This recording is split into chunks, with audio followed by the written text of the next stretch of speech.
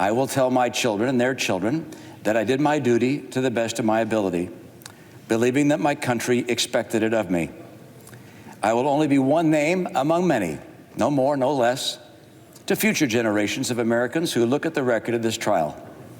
They will note merely that I was among the senators who determined that what the president did was wrong, grievously wrong. We are all footnotes at best in the annals of history, but in the most powerful nation on earth, the nation conceived in liberty and justice, that distinction is enough for any citizen.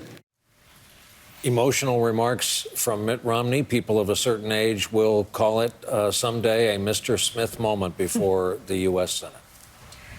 I mean, we're all still processing this, I think, in real time. It's nice to know, as Claire said, I'm grateful that there are still people like that, especially from my side of the aisle, that are willing to not just do that, but to say that, this sort of quiet act of political courage. Senator Angus King is with us. He's an independent from the state of Maine who caucuses with the Democrats. Senator, please talk about your colleague in the Senate from Utah, Mitt Romney. Well, I couldn't help think when you were playing that clip of what Abraham Lincoln said. He was here on December 2nd, 1862, and he started his speech by saying, "Fellow citizens, we cannot escape history. The fiery trial through which we pass will light us each down in honor or dishonor to the latest generation." And when Mitt Romney was talking about his children and his grandchildren, I think that's the way you have to think about this decision, is how will it affect this president, this moment in time, but also the country and the Constitution for the next 10, 20, or 100 years. And I think Mitt Romney showed real courage today, and he did his job. I think he did it doesn't surprise me at all when a guy like Mitt Romney takes an oath. He means it, and I think he showed that today.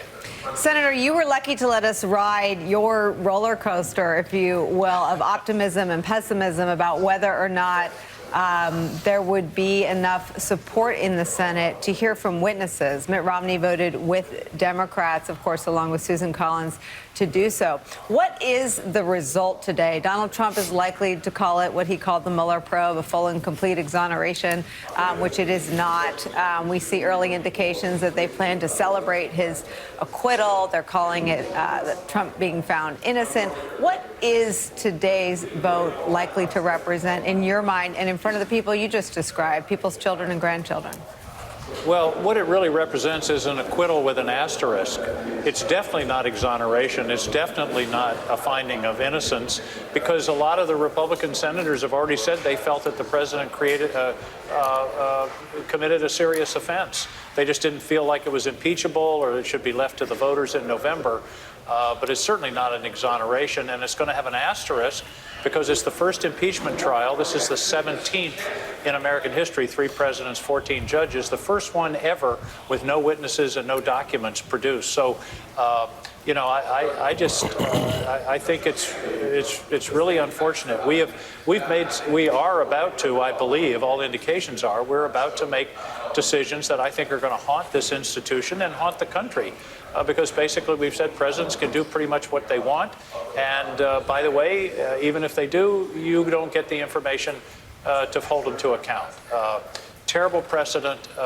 And I think, as I say, I think it's going to, as Lincoln said, it's going to light us down to the latest generation. Angus, it's Claire. I'm curious. We now know that Mitt Romney did a very courageous thing, not a political thing, but a principled thing. What is going on in the Democratic caucus? Is there unity?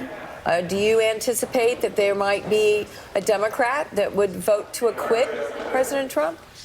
Well, I think it's possible, Claire. There's been no pressure that I know of. I've been at caucus lunches this week. There's been no, we got to link arms and vote this way. I think everybody understands that this is such an important decision. People have to make their own decisions, and I think there are some people, Doug Jones from Alabama, who's running this year, is certainly in a tough place. I think he announced yesterday that he's going to vote to convict. And, He did. and you talk about a profile in courage. There's a guy that's absolutely doing what he thought he had to do from his conscience, and it would have been very easy for him to take a walk, to vote, to vote to acquit, and it wouldn't have changed the outcome.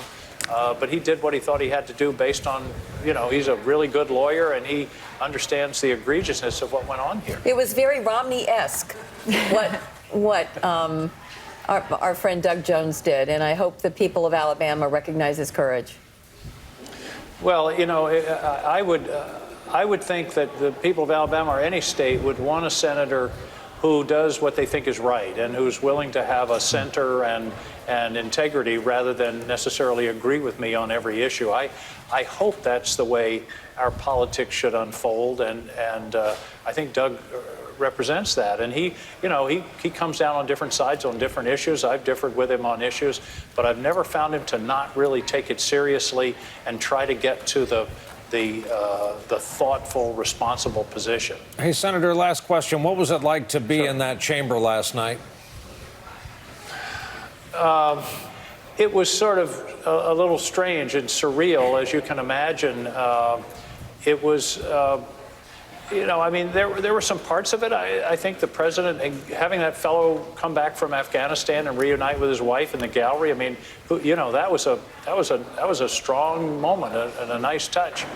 But then to have the President of the United States look out at the American people and say, I'm going to protect pre-existing conditions, when his administration has been doing absolutely everything they can do, including joining a lawsuit against the Affordable Care Act to repeal the protection of pre-existing conditions, was really kind of rich. I mean, that was a weird moment, because everybody in that room, including the people who cheered for him, know darn well that this administration is not a defender of the protection for pre-existing conditions. So, yeah, there were some strong moments in the speech, but then there were moments like that. I got to say, there's one little thing that bothered me in the speech, and I may be the only one. Did you notice he used the term sending your kids to government schools? Yeah. Instead of public schools? Damn it, public schools are at the heart of our democracy, and they have been. Free public education is a fundamental thing that has made a difference from the beginnings of this country. And to denigrate public schools and the teachers and the people that work so hard under very difficult circumstances, and that's a sneaky, derogative term, government schools, and that really stuck in my craw, I got to tell you.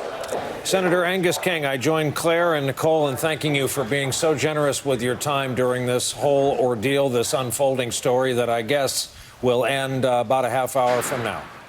Yes, sir. Thank you all very much, and thank you for your coverage. I appreciate it. Bye-bye. Thank you, Senator.